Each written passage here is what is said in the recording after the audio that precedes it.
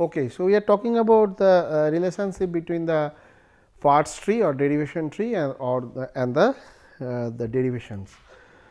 So, we have seen this.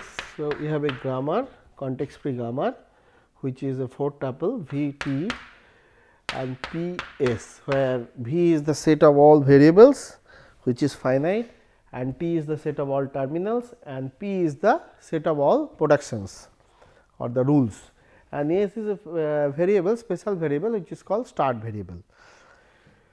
Okay, and we know that if a alpha, which is a string of variable and terminal, then alpha is derived from S by G if we start from S and we follow the productions in P, and after some step if we reach to the alpha, then we say S is alpha is derived from S. Alpha need not be a terminal, but if it is language we are looking for a terminal string, but we can take some intermediate state also, intermediate string of the variable and the terminal, the string. Okay. So, this is the derivation, and we know in the last class we have seen if alpha derived from S, then we have a parse tree which is from S we have a parse tree which yields alpha. So, alpha the parse tree or the derivation tree, parse tree that yield alpha. Okay. This is if and only if. If we have a parse tree which is yield alpha, then alpha is can be derived from S, because basically in the parse tree we are following the productions of P, that is the way we form the tree, parse tree, and here also we are following the productions of P. So, that they are basically the same.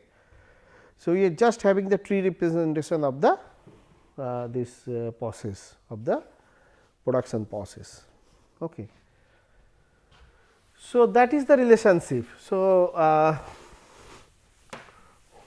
so this theorem we have seen in the last class, that if we have a if alpha is belongs to alpha is a string and S is derived, alpha is derived from S, if and only if we have a parse tree or derivation tree that yields alpha. Okay. That yields alpha. So, this is if and only if. If we have this, then we must have a tree which is yielding alpha. Yielding means if we count the left to right, the leaf node, that is that string is yielding by the parse tree, and the vice versa. If we have a parse tree, basically it is coming from the production. So, they are basically same. So, let us take an example of a grammar. Suppose we take a grammar like this, S is going to or A and A is going to S B A or S S or B A. So, these are the productions P, and what is the V? V consists of, V is the set of variables, we have only two variables S and A, and who are the terminals? The alphabets. So, A B are the terminal, and S is the starting state, and this is the rule, P is the production rule. So, this is a given grammar. Okay. So, now if we draw a parse tree like this, say if S is, we take this rule, S is going to A S, then this A we can take this rule, S is A is going to say S, or we can take this one, S A is going to S S. So, S S S. Then we can take one of the S by this say B A. So, A S, this S say we are taking B A S. Now, suppose this S we are again replacing by this A. So, S is replaced by S B A B A S. So, suppose this is our alpha. So, alpha is say A S B A B A. So, this belongs to V. This is a string consists of variables and the terminals, but when we talk about language, we talk about context free language, then we talk about only the string of terminals. There is no variable in the language string, but anyway this is the intermediate state we can say. So, it consists of variable and the string, variable and the terminal string. So, this alpha is derived from this. So, you can write S is derived from alpha is derived from A. So, A S B A B A. Now, we want to see whether we can get a parse tree to have this. So, the way we use the production, we will draw the tree by the similar way like this. So, we have S over here.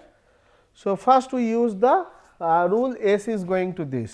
So, we can draw the parse tree A S A S. Then we follow this A is going to S S. So, we will just follow the way we derive the same way. If we draw the tree, then that will give us the yield the same alpha, that is the example. So, this S, then we replace this S by no, we replace this S by B A, okay. And then we replace this S by again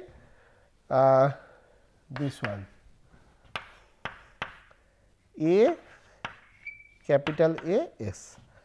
Now, if we, so what is the, so this is a tree, parse tree, which is not ending with the terminals, but still it is okay.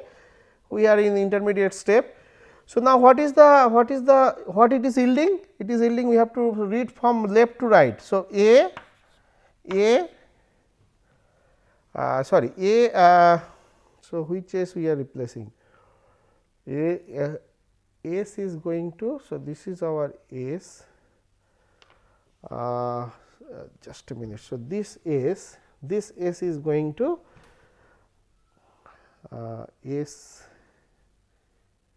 B A, sorry, this we had a mistake over here. So, this S, no, this is not alpha. So, this S we apply the rule of A, but this is S. So, we have to apply A S, then B A S. This is our alpha, sorry, A B A S. This is our alpha, and this is coming from A S B A S. So, this is derived from this parse tree, and the vice versa. If we derive from this parse tree, means we are applying some rules, then we can easily derive this by applying rule one by one. So, that is the example. So, every parse tree will yield a string which can be derived from the starting variable. Okay. So, we will take some more examples with the same grammar. So, let us take this grammar G, which is S comma A, and terminals are say A B, and we have P, sorry, this is 4 tuples, and the P just now we have seen, P consists of the rules or the productions A or A, and A is going to S B A S S or B A. So, these are the three rules in where A is going and A production, and this is the S production. S is going to A this. Okay. Now, we want to take a so that we can derive a string A B B A. This is our alpha, and here this string only consists of the terminal. So, this is a string of terminal, there is no alphabet, but it could be mixture of terminal and the variables. I mean, sorry, there is no variables over here, it could be terminals or the variables. Okay, and so we have to derive that, and we have to find the parse tree, and derive the tree and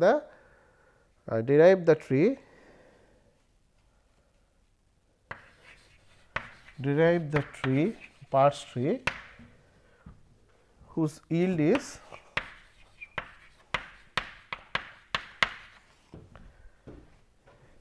this alpha A B B A. Okay. So, this is our alpha. So, this alpha we want to generate by the derivation applying the rules, as well as we want to have the corresponding parse tree. So, let us try that. So, let us first this is our alpha. Here alpha is a string of only the terminals. Okay. So, how we can derive alpha? So, we can start with S, then we have to apply the rules. So, we can apply any one of this, we will apply the first rule. Okay. Now, this is actually we will use the what is called leftmost derivation. So, leftmost derivation means every time we will apply the production for the leftmost variable. So, here we have two variables S and A. So, we will apply the production for A. So, that is the leftmost variable. So, that way the derivation is called leftmost derivation. So, always we will apply the production of the variable which is the leftmost one. So, for that we have to apply the production some production on for A. So, there are three productions on A. So, we will choose one of this, suppose we are choosing this one. So, this A is going to now capital A is going to A S B A and S. Now, again since we are in leftmost derivation, so again we take the leftmost variable, this is again this S. So, now we can take any one of this rule, suppose we are taking this rule S is going to A. So, this is A B A S. Now, again this is a leftmost derivation. So, which is the leftmost variable? These are all terminals, only variable is A and this capital A and this S, capital S. So, then capital A is in the leftmost position. So, we take the production in capital A. So, we can take any one of this production. So, suppose we are taking this this production, A is going to B A. So, if we apply this A B, then A is going to B A, then S. Now, there is only one variable which is S, capital S, which is in the leftmost, there is only one variable. Now, we can say S is going to A. So, A B B A. So, this is our alpha. So, alpha is this A B B A is derived from this S by using the production in P in a leftmost way. So, this is called leftmost derivation. Leftmost derivation. So, we are always applying the production in the leftmost variable of the string, okay, every time.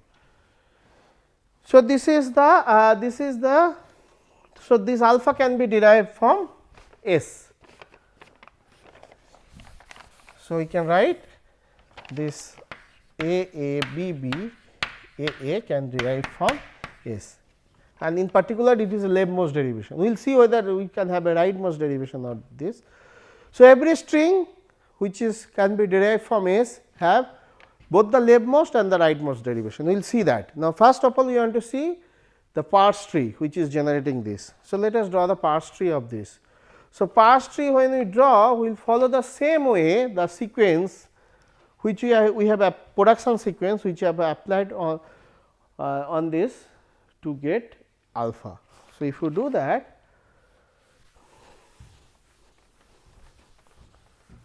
so let us get the parse tree.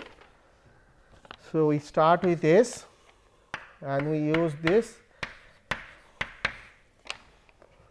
and then we use the leftmost derivation, and A is going to this S B A, and this S again leftmost derivation we use. So, this S is going to A, and this A is going to B A, again leftmost derivation, this is A. This is the parse tree. So, what it is yielding? A. So, we just read the all the leaf node, these are the leaf node which has no child. We just read the all the leaf nodes from left to right. So, A, B, B, A. So, this is nothing but our alpha. So, alpha is yielding. So, this is the tree which is those whose yield is this alpha. Okay. So, this is one derivation. Now, we can have another derivation, we will see whether we can get it by rightmost derivation or not, this alpha. So, let us try that. This is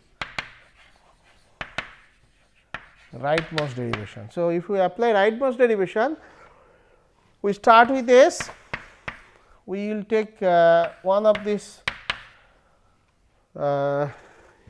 production in S. Okay. So, now who is the rightmost variable? This S is the rightmost variable. So, if S is the rightmost variable, we have to apply the derivation for S. I mean, we have to take the production of this S. So, now we have two options. We can take A this way. Okay. So, now here from here we can go to, again we have only one variable S, A.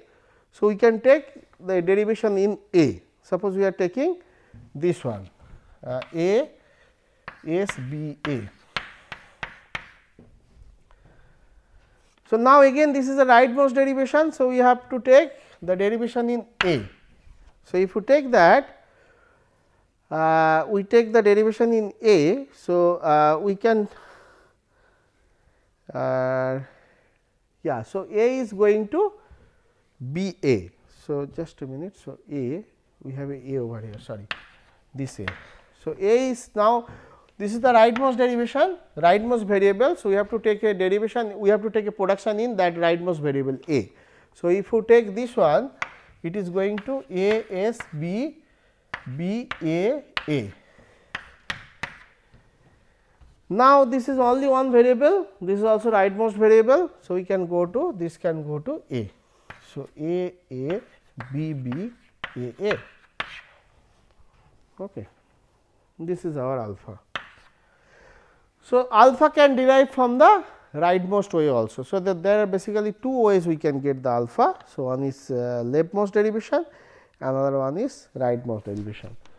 So, let us formally have that.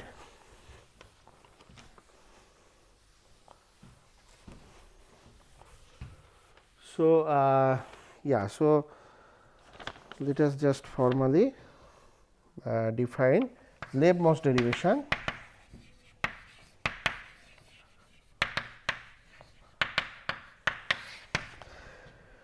So, leftmost derivation, a derivation A is going to W is a string, is called a leftmost derivation.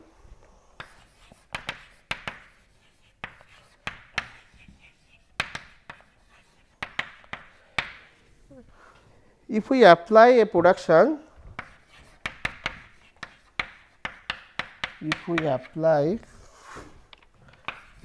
rule,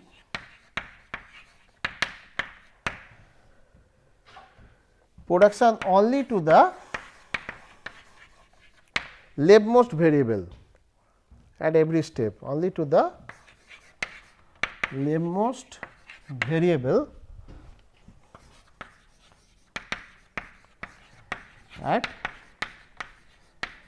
every step. Okay. So, we keep on applying the production. So, whenever we have a string of variable and the terminals, then we look at the leftmost variable and then we apply a production in that on that variable. Every time we will do that in each step, then that derivation is called leftmost derivation. Similarly, we have the rightmost derivation. We will just apply the. So, what is the rightmost derivation?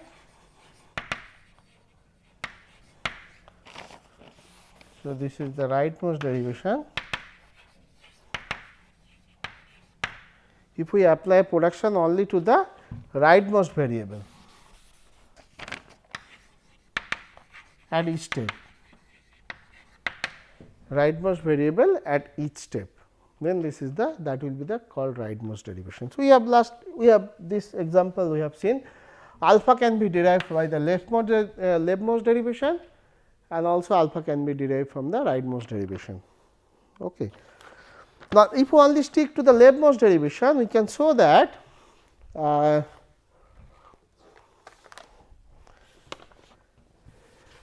this is for Parse tree also. So, if alpha is derived from a variable a, then we must have a leftmost derivation which can derive alpha. So, that we can prove by a theorem. So, if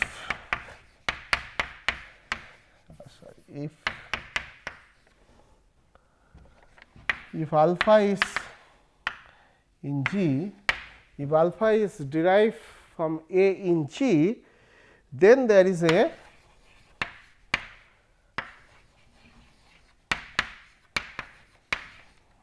leftmost as well as rightmost. Anyway, there is a leftmost derivation of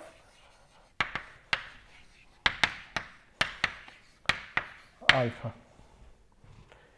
Okay. So, any string if we can derive, I mean from a variable a or a set of variable and the terminal, then this alpha can be derived only through the leftmost derivation. So, this proof will be in the lecture note. So, we are not proving this. Instead of that, we will take some more examples. And this is true for also rightmost derivation. We can have a rightmost derivation which will give us the alpha. Okay. So, let us take a grammar like this. So, we have these variables S, A, B, and we have terminals small a b 0 1, P and S. Okay. So, what are the rules? Production is like this. So, S is going to 0 B or 1 A, and A is going to 0 or 0 S or 1 AA, and B is going to 1 or 1 S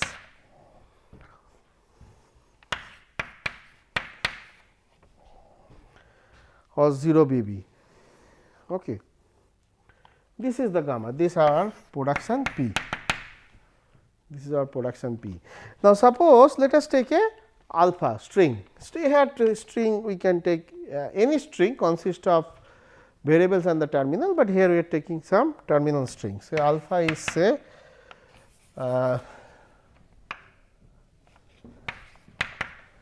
alpha is say 0 0 1 1 0 1 0 1, this string, and we have to derive this string from the S. Okay. Now, we have to use the, I mean we want to use a leftmost derivation, we want to get a leftmost derivation of this string from S and as well as the rightmost derivation of this string from S, and then we want to find the derivation tree. So, let us try that. Let us get the leftmost derivation of this string S and the rightmost derivation of this string S. So,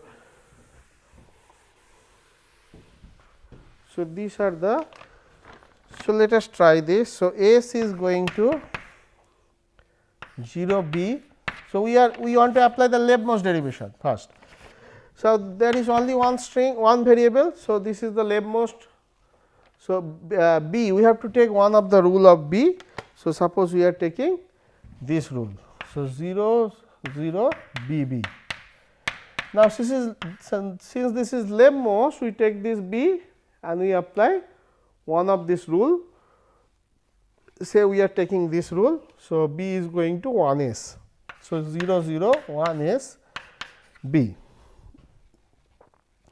Now, this S is leftmost. So, we have to apply the leftmost derivation of this. Say suppose S is going to